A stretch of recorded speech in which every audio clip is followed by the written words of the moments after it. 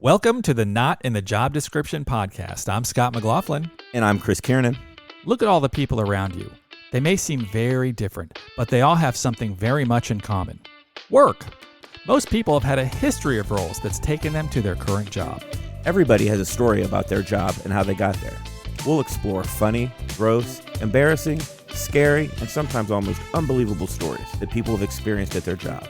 So enjoy the conversations as people share things about their jobs that were not in the job description. On today's show, we talk to Dave, who's been in the corporate finance business. Welcome, Dave. Hey, how you doing? Sounds exciting, doesn't it? It's one of those things where I used to work in fraud and it sounded so sexy, but once you're there for a week, it's like, yeah, this is just my daily work. Yeah. You have some interesting stories here and there, but of course, it's finance. Oh, yeah. Well, Chris wanted to be with us, too, the co-host here. I'm not going to go into all the details, but hopefully we can get him bailed out of prison. Okay. So if you need some change, I got a little bit of money in my yeah. pocket. Oh, yeah, we've got some cups all over the place that people are putting some money into, but we'll get him out eventually. Good. We'll get him out. All right. Well, hey, thanks for joining us. I know that I've known you almost all my life. I mean, pretty much all your life. All my life. If you think back of when your first memory is, if your memory is as bad as mine, it's like in my teens. But yeah, growing up 5 houses down, I've known you literally my entire life. And I moved there before I was in kindergarten, and you were 2 years younger than me. So yeah, for the most part, we've known each other forever. And we have some of the same background just as far as like school and stuff like that. But, this podcast is about working. And certainly we have divergent paths from when we work. So I guess, Dave, start us off with, what is your work history? How did this start? Yeah, so after college, I got hired Wait. After college, you need to back it up even further. I'm curious about... Yeah, I mean, we used to always... Paper route? We'd paper route, shovel snows. Yeah, man, hit it up. Paper route, mowing lawns, work for a CPA. My first white-collar job, working for a CPA in high school. Yeah. Funny story about that. She is, and I might hold the record for this, she fired me twice. Wow. Fired me twice. I noticed you're not screaming that it was not warranted. No, it was warranted. So think about your senior year in high school. You're having fun. You're doing whatever you do. Get hired in the fall. Spring comes around. Baseball practice start. You're going to high school. You're going to baseball practice after that. The expectation is that I would go into the office after that. And that's a lot to put on a 17-year-old. You got a lot of options. Yeah, exact. Girlfriends, friends, that stuff. So it got to the point where I was just kind of showing up and moving paper around, not really doing what was expected. And she called me in on a Saturday. We worked Saturday because it was tax time. And she said, now, Dave, you need to make a decision. It's either baseball or work. Oh, wow. And I laughed. Yeah. I See you later. Out loud laughed. Yeah. And that's this is evidently somebody who doesn't play sports, right? No. Yeah. No. You got a team sport she's asking you to choose. Right. So she politely just asked me not to come back.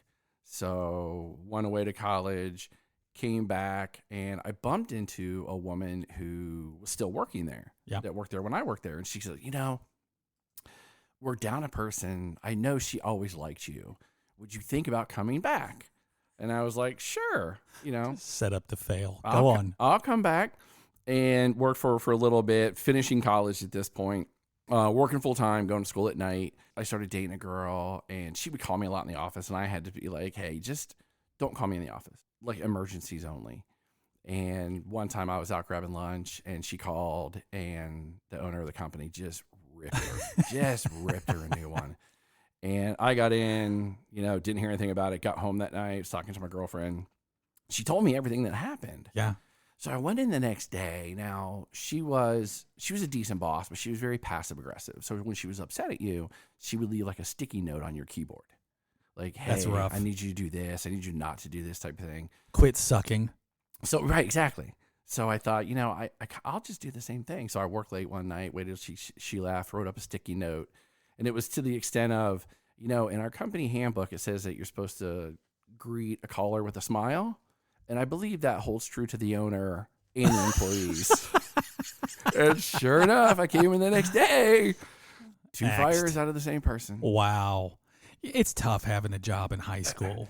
I think it's one of those things in the corporate career, and I don't think I realized this until mid-20s.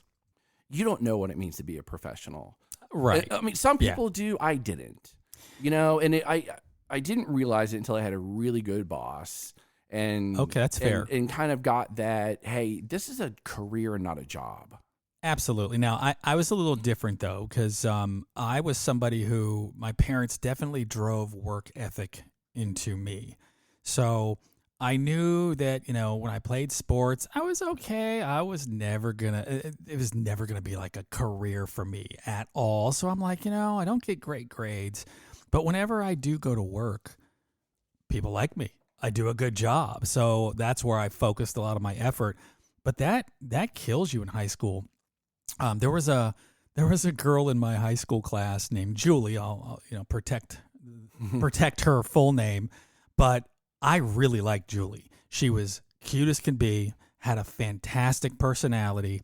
We started like hanging out a little bit, and it was when life hit me. This was my senior year. Life hit me so hard because the reason we didn't date was because we couldn't figure out a work schedule to make it happen. She worked, I worked, and we literally were kind of like, oh, well, hey, it was great hanging out. And then we'd call each other like, so what are you doing Saturday? I work. How about Sunday? I work. Yeah. I mean, we literally just quit talking to each other Yep. because of work schedules. That's rough Yeah. as a high schooler. Yeah. And if I didn't have that work ethic, and probably say the same thing about her, we'd have both just scrapped the jobs like, all right, we're going to the mall. See, I'd have dated her and got fired again. Yeah, you'd have been number 3. Right. So, all right. So that's the job you've been fired from twice. Yes. Talk to me about college. What'd you go to school for? What'd you do? Where'd you go from there? Well, I thought I was smarter than I was, so I started in aviation and kind of bailed out of that. Went into Don't say bailed out with aviation. changed to international business. As you know, I was born abroad, so I always kind of had interest in living, working outside the U.S. And going into my senior year in college, I had been working for a CPA firm, and I thought, I've got this experience. Why don't I just change my major to accounting? I'll have a degree. I'll have some experience. This should be a shoe-in for a good career. Yeah. So I changed my degree one more time to accounting and graduated in accounting. Very nice. And what was the first accounting job that you weren't fired from? Well, first of all, I debated. I was going to take a year off because, like I said, I was working full time, going to school at night. Yeah. Took a year off and thought I'm going to go back and either get my MBA or get my CPA. Because at that point, we're old enough to know that, like, once you got a 4-year degree, you could sit for the CPA. Oh, yeah. And I took a year off to decide which one I was going to do, and it's been 27 years since that decision, and I haven't gone back. So, But you're still thinking about I'm it. still So that's thinking about good. it, yeah. Yeah. Ponder that. exactly. Gives you options. Right. So after the second firing, I got hired by a graphic design company. Okay. Worked for them for a while. That same woman that I was dating, she came to me. Her father worked for a Fortune 100 and said, hey, there's a couple openings that sound like what you do now. So applied for one of those and moved over and started working in the big corporate life. Nice. Now, I have to be honest with you. I've been in like banking and finance pretty much the majority of my career, 95%. The idea of corporate finance is just personal. Yeah, I know. It just seems like blah. Yeah. Like you're just pushing numbers. It's interesting because I'm a very competitive person. Yeah. So I viewed it as there are 60,000 employees at this company, and I am just going to work hard and move over and move up and move over and move up. I think in my 15 years there, I had 8 jobs. So Okay. it was I was just hell bent on promotion. Oh, I was thinking you couldn't hold a job. No, I couldn't. But okay, so the second job that I had there was that boss who kind of changed it for me. Yeah. He was not only the smartest person that I've ever worked with or for, but he was the hardest working. Yeah. And when you combine those two and you see that work ethic, and he was a good boss, that's what I needed. Like it was the perfect job for me because it was my second job out of 8, 9, whatever I had there. Right. And it taught me what it meant to have a career versus a job. Oh, yeah, I'll tell you what. I don't care. I've managed people for the majority of my career, and being a good people manager, you'll get more out of people than you will ever imagine. Influencing people, I've had people tell me like, and this is just kind of funny because you know me personally. Yeah. I've had people say, I just didn't want to disappoint you, man. Like that was the number one thing. Like if I disappointed you, it would just like ruin me. And I just kind of laugh because I'm pretty easygoing with stuff like that. But yeah, and I was told that I often give off the dad vibe. If I'm not mad, I'm just disappointed. And they wish you were mad, because then you can deal with that. Yep. But I still think you get people who can influence people as a people leader. Well, don't get That's me wrong. huge. Great boss, Go not on. a good people person. Oh, okay. It was just his work ethic. Well, I mean, you take the positives. He went in the office at 6 o'clock every morning and he left at 9 o'clock every night. And I was young enough. I didn't have a family. I wasn't married. Like that was just like, okay, this is what you need to do. And obviously it worked for him. He ended up being the second highest person in that company. Oh, wow. So he did really well for himself. So did you try to emulate that at least from? He was the type of person who he would come to you on Monday. Okay, I've got all these ideas. I want you to do this and this. We should look at this a different way. We should do this over here. And I wouldn't do any of it. Oh, yeah. And then I would wait. And then on Thursday, that list of 6 things that he just rattled out on Monday was down to 3. Oh, and I wouldn't do any of them. And then I would wait until the following Tuesday. And then he would be like, you know what we should do? We should do this. And as soon as he got down to that one, then I'd be like, okay, this is the one he's serious about. Yeah. That's just how his brain works. But you got to learn that, right? Yes. Because you get the wrong person in that job, and they're going to spend so much effort on 100% of the shit that he asked about. Yeah. And he only wanted 10% of it. Right. And then you're never going to get that one thing done. Yes. There's somebody that I worked with not too long ago who that was almost, he had a saying, because he would do the same thing. He'd be like, okay, I was thinking we could do this. And he's really an idea person. We call him the absent-minded professor, right? Yeah. Like he has 1,000 ideas and they're usually pretty good, but you got to be careful. You can't execute all If of them. you execute even the wrong one, Yeah. it wouldn't be uncommon for him to go, now why did you do that again? Because you asked me to do it, dude. Right. And, sometimes you just had to let it simmer. And if he came back a third time, then you knew he was serious about it. And I've given feedback to people that still work for him. I say, if he tells you to do something that's pretty big lift, don't do it right away. Yeah. And if he comes back the third time, now you'll know it's business. Then you know it's the one that's sticking with him and not just throwing darts on a board. Absolutely. So corporate finance. Yeah. What's a day in the life of a corporate finance guy? Because in my head, I'm like, 8 to 5 and get the hell out of there. It all depends. Right now, I've got a fabulous team. I got 8 direct reports. I got a great boss. So, typical day, you just kind of... The thing about corporate finance is I could write on a calendar for the next 52 weeks what I'm going to do every week. Yeah, that's what I mean. It's kind of a plug and play, right? You have projects that pop up every now and then, but for the most part, you know what is coming. You know what you've got do. Calendarized things that need to happen monthly, weekly, quarterly, yearly, and that's appealing to you. I'm not the most creative person in the world. I am very, very, very left brain oriented. Okay. And I know that about myself. So enough self-awareness to know that I'm not creative. I'm never going to write a song. I'm not going to write a movie. So, that's my strength. So I might as well just work towards my strength. I'm good at it. I'm good at people, managing people. Yeah, I mean, and it's led into a good career. That is a very mature way of looking at it, for sure. And I always say this about any job where you think it's just repetition and there's nothing to it. It is all those things until it isn't. Yeah. And I know for a fact in the corporate finance world is where you find when some shit's going down that doesn't always seem legit. Yeah. You've got to have something where you've caught somebody doing something weird. Yeah. So my company that I work for now bought another company 3 months after I started. So I wasn't involved in the acquisition at all. The owner of that company stayed on as kind of like the president of that division. They were just like a division of our company. Yeah. And so met him for the first time. Thought he was a little shady, just kind of like used car salesman, You got a vibe immediately. Yeah. So, obviously, as the controller, I need to take over all financials. So, hey, do me a favor, bring me all your financial statements, bring all your bank statements. Just give me everything that you have, and I'll sort through and figure it out and incorporate it into, like, who on my team needs to do certain parts. Right. So, I know that before we bought the company, But the owner of my company was wire transferring money to him. And again, this is before I started. My guess is that he was trying to leverage this individual so that he would have to sell to him. Okay. Right? Like he was trying to help him out. This wasn't a friend. It was somebody he just kind of met in the industry. And he's wiring money to him. Wire transferring money to try to help this guy with his business. In the back of his mind, probably knowing I'm going to end up buying this. All this money's coming right back, right? Yeah. So when I get the financials, I'm looking through the bank statements, and I was like, hey, don't see those wire transfers. where's this Huntington account that we used to wire money to? And he got very defensive. I gave you everything that is relating to the company.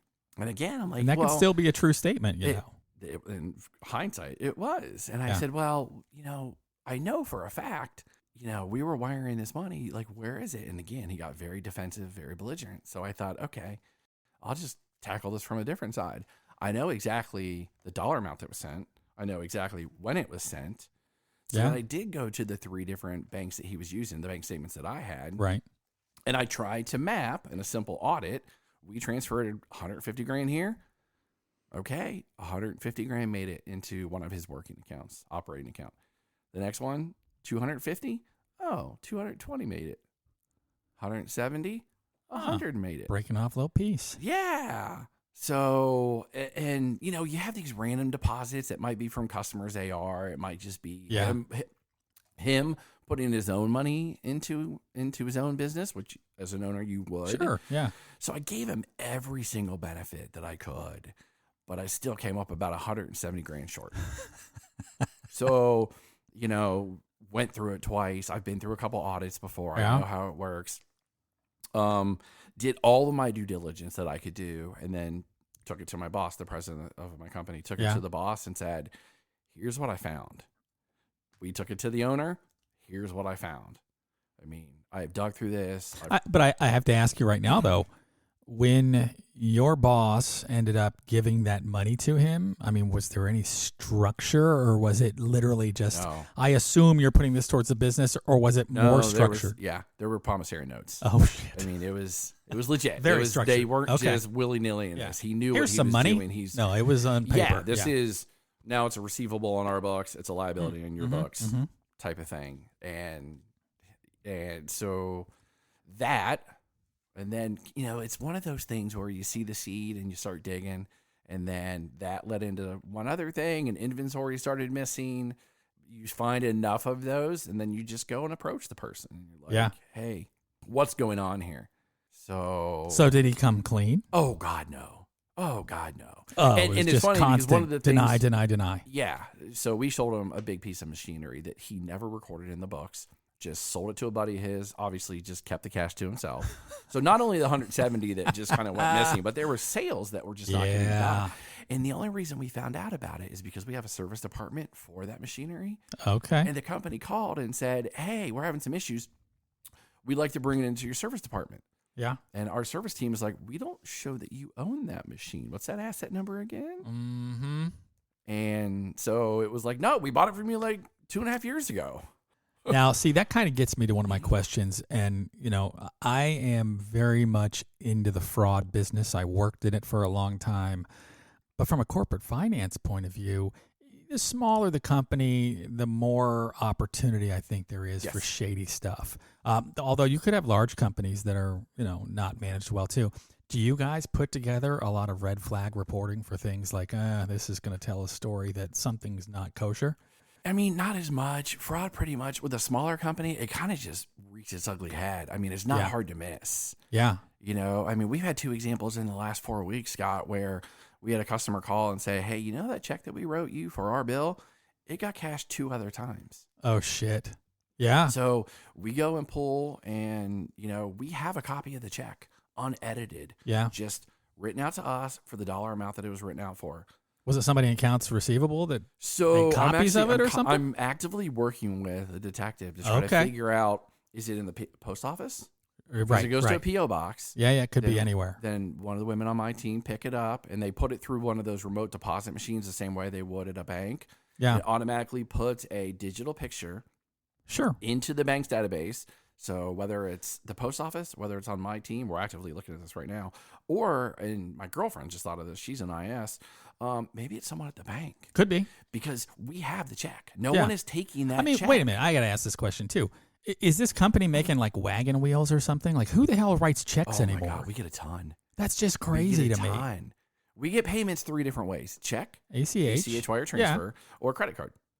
Right? We prefer ACH wire because credit card, they're charging you a fee. We get hundreds of checks a week. That's Hundreds. crazy. People I wonder if that's just because you're dealing with people who are over a certain age still. Or corporations, they're just printing them out. And Yeah. when was That's the last wild. time you wrote a check? I haven't written a check. Listen, I'm going to be honest since here. 2020. This is a little embarrassing because I'm the guy who always just live within your means. And when I started working at this fine establishment called J.C. Penney, Oh, yeah. right out of high school, I got a J.C. Penney credit card, and you got to use your credit card at J.C. Penney's, get this crazy discount, and then you could just pay right there at the credit department. So I would never write a check. I would go right there and pay in cash for my credit card payment. And when the Desert Storm was going on, my sister's in the military, we had to bring her daughter in, and then I was in charge of her bills. And do you know that when I got her checkbook, I'm like, I'll bet you I've only written 2 checks in my entire life. To this day, at my age, I'll bet you I haven't written a dozen checks. So for my payment for the podcast, is it check? I'm assuming not. It's going to be cash. Yeah, we'll send it to you. Don't Okay. worry. Just keep looking in your Okay. bank account for it. All right. Well, I'm always intrigued about embezzlement stories. And one of the things that I was looking at today came from, I didn't even know this existed, fraudmagazine.com. Oh. And they were saying They that, have no lack of subjects. oh my I mean- gosh. Yeah. And I'm half tempted to get a membership there just because it's so intriguing for them to tell these stories. But I thought this was an interesting stat. If you are the victim of a strong arm robbery, the median amount the person gets from you is $1,244. They have that specific. Strong arm robbery. So that's someone coming in with a gun and saying, "Give me the register." Yes. Okay. If you have an occupational fraud case, the median number is $140,000. So it's like wrongful termination, or is it like No, we're medical? We're just talking about any kind of occupational fraud. You've got somebody working at accounts payable, and they okay. start taking the checks and making copies of Yeah. them and changing the numbers and cashing them 3 times. What was that number again? 140,000. Oh dear Lord. Which makes sense, right? Yeah. Um, you start small and then it grows. Yeah. And I looked at this site called, and it's so funny because as you're telling the story, like the check was cashed 3 times. Yeah. They were saying that a lot of smaller companies will miss some red flag steps. And one of them is about people using the general ledger to conceal fraud, altering credit card statements from like your accounts payable or receivable, so everyone thinks you're in good shape, but you're really not. And then they said altering checks Yeah. is a huge deal still. But in looking at business fraud prevention, they have all kinds of just scenarios of people. And it's funny, they even worked up some demographics. And they said the average person that gets caught doing fraud has been with the company for 7 years. They're married. 7-year itch. They've got kids. They were, maybe living a little beyond their means. Yeah. But other than that, den mother or somebody who is just known in the community and who is very well. And Wow. just a few of them, there's this person named Meredith Cantor who is the owner of Freelance Bean Counter LLC. She was charged with allegedly embezzling over $270,000 from 2 nonprofit clients. Oh. And if you saw a picture of this person, It wouldn't I mean, surprise they just look like, it's like It's I what would you never, expect. but not a big swindler. But then True. this person, Kenneth Vobril, was sentenced to 63 months in federal prison for embezzling more than $6 million from a commodity specialist company over the course of 10 years. Wow. But that was the other thing that throws me off. These guys, it's not like they see the $1 million check and they grab it and cash it and run away. Right. No, they nickel and dime you forever. Yeah. And I don't know. I mean, I have not made $10 million, but This person just embezzled $6 million, and they were sentenced to just over 5 years in prison. I know a lot of people that might take that deal. Yeah. I mean, $6 million, and I don't. Well, you got to pay it back though, so you're not. I'm sure you do. The money. I'm sure you do. But what are the odds? If you got to keep get the money, they're not going to get a penny of that back. No, not true. It's not like Kenneth is going to be getting another job on Wall Street, Right. So that's just dead. You got to go to his childhood house, look in the backyard, see where he buried it. Something. But that's the other thing too. These guys who do this stuff and they steal money over periods of time, a lot of times they are overextended and it's gone. Well, not only that, but like you said, it starts small, right? You're not going to just immediately steal $250,000. You steal $1,700 here, you get away with it. You steal $14,000, you get away with it. And then, if you don't have good separation of duties, as not to bore you with accounting speak again, but you need separation of duties so people can check that. You have different people doing the reconciliation than are doing the work. I mean, you require silos. Everyone talks about breaking down silos. Oh, no. In the finance world, you require them. You don't want people to even be friends with one another in certain areas because you need to have those red flags that pop up. Right. Now, the favorite thing I read about, this was just brilliant. And all this stuff's public record, so it's not like I'm, outing somebody. Rita Crundwell, 60 years old, former comptroller for the city of Dixon, Illinois, pleaded guilty to wire fraud. And she agreed also, she engaged in money laundering in connection with stealing more than, I hope you're sitting down, $53 million from the city since 1990 and using her proceeds to finance her quarter horse farming business and life of luxury. I mean, isn't that like the sport of kings? Horses aren't cheap. She's a comptroller, for God's sakes. Oh my gosh. I mean, the first person who found out she had anything to do with horses, there's your red flag. You would think the IRS would just get a sense of, okay, we know how much this person makes from their tax return. Yeah. And then they have how much land and how many horses and how much does that cost to upkeep? Right. I mean, well, and it says here that it is believed to be the largest theft of public funds in the state's history.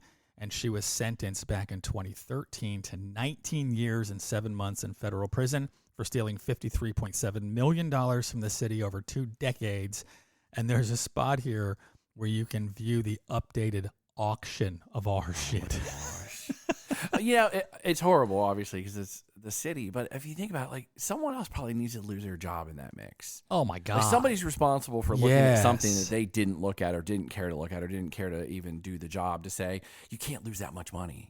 You know what? A lot of municipalities and things like that, I know I'm going to piss people off, but it's not like they're taking, the top of the class from Harvard to run some of these things. And trust me, I wasn't the top of the class at Harvard either, but I think a lot of times there's just so much trust and, this person's a big deal, so they are left alone to make these horrible decisions. Yeah. But I just can't believe that someone didn't recognize millions of dollars. Yeah, unless it's one of those where I've got a brother-in-law who is a contractor, and I'm going to give them every bid, and they're going to bid 4 times what the going rate is, and then they're just going to keep it and funnel some back to me. Not that I've thought about this, guy, but right. But those are the type of things that are harder to find. Yeah. Right. But that's why companies need to have a bid process. Any bid over $10,000, you need to bid out to 3 different companies. Of course. And then, if you do get one that's $1,000 and the other 2 are $12,000, it's like, okay, well, you throw the $1,000 away because they either didn't understand it and they're not going to do the job we want. Right. But you can't go with the bid that's $30,000 in that equation either. Exactly. Well, the Little League baseball program that you and I grew up playing. Yeah. One of the summer jobs that I had when I was in school was running the concession stand.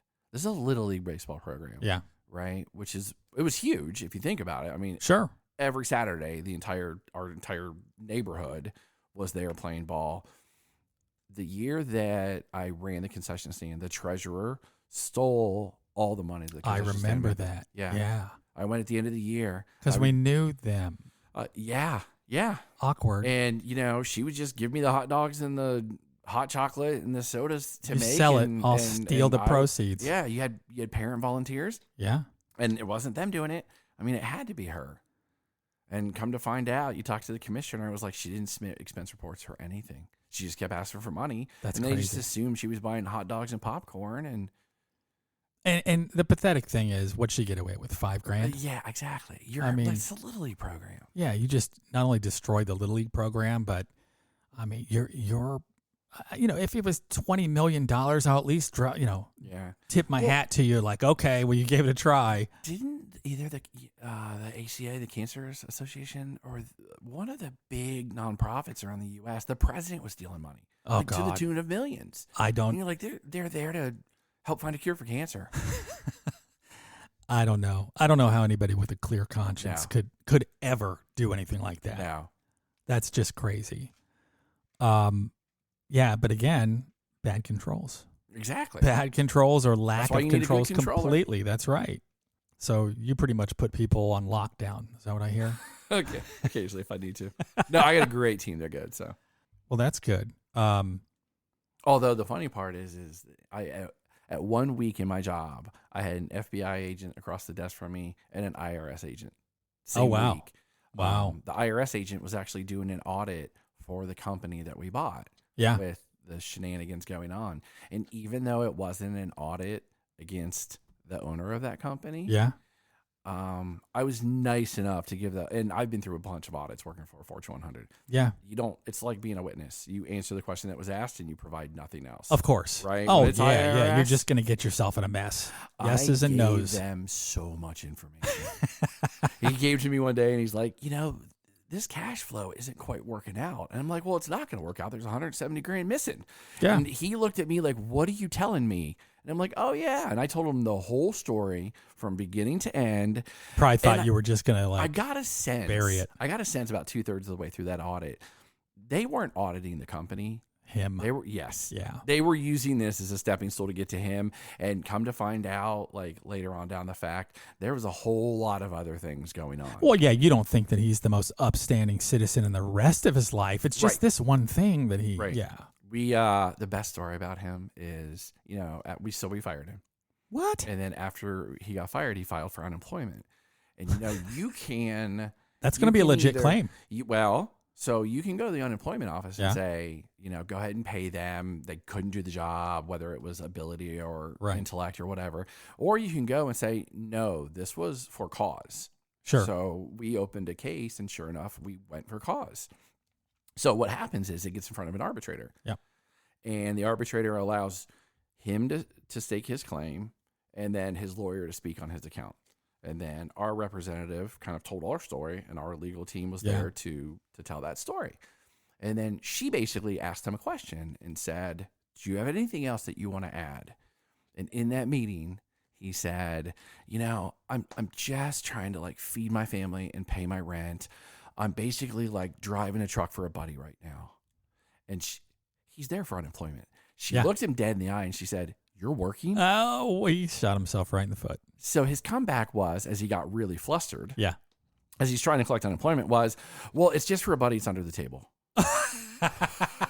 So that's the type of individual who's trying to steal money and expect to get away with it. Yeah, his obviously, norm we is won just that bad. case. Yeah, right. I Because mean, I'll tell you, most of those arbitrators, in my experience, they look for every reason to help the ex-employee, anything at all. We've had people dead to rights in my history of dealing with these things, and it's like, yeah, but still, they just need unemployment. Right. That's been my experience all along. That's funny. Yeah.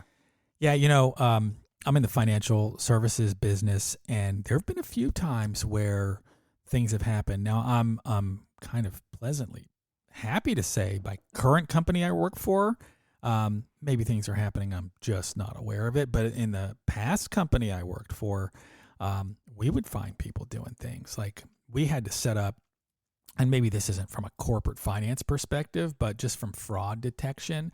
We weren't doing that just with fraudsters, stealing debit cards and credit cards and things like that. We would look at, okay, all these accounts had fraud on them.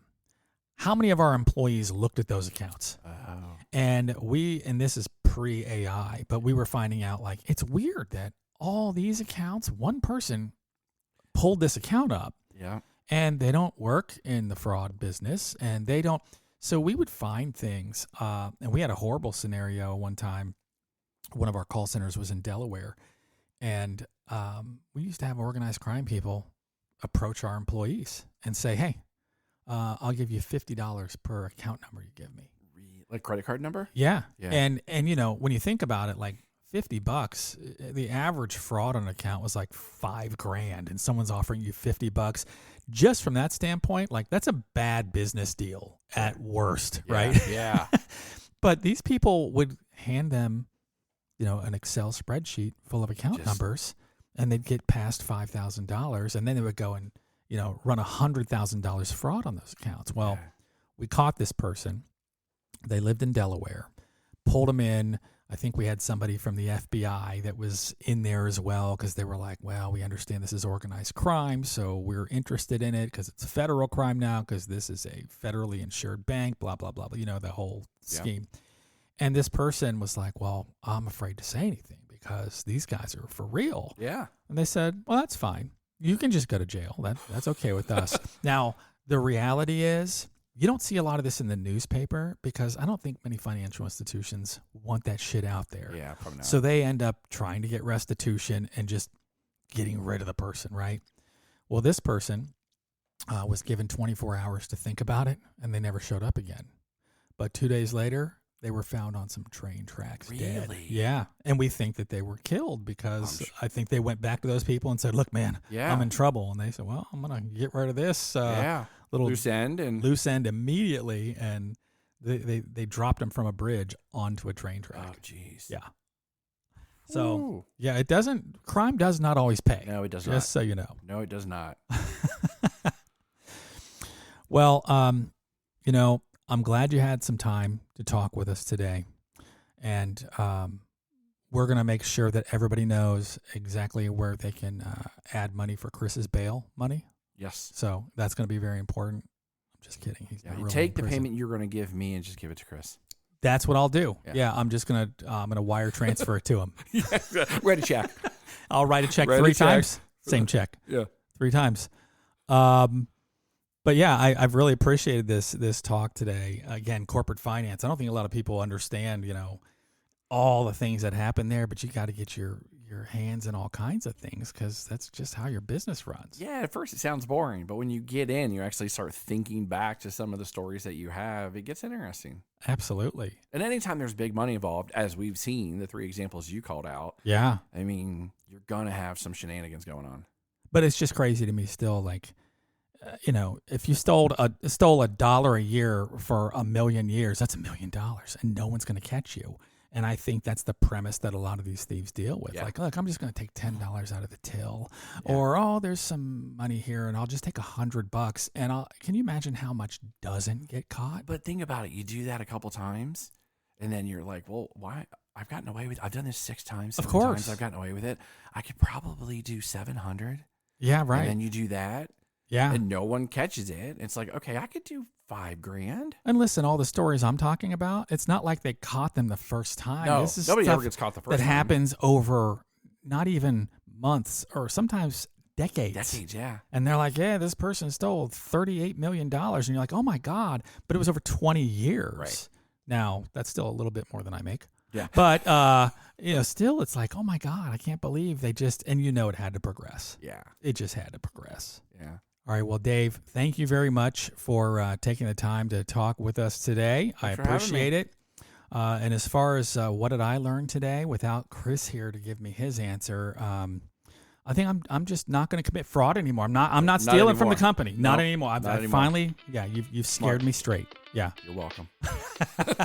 All right. Great. Well, thank you very much. I'm Scott McLaughlin saying we'll see you at work. Thank you for listening to the Not in the Job Description podcast. If you have a story you'd like to share, or if you'd like to be a guest on our podcast, please let us know by sending us an email with a brief description of your story to stories@notinthejob.com. If you enjoyed this episode and want to hear more crazy stories, make sure you follow us wherever you get your podcasts and follow us on our social media, including Facebook, Twitter, TikTok, Rumble, Instagram, and YouTube.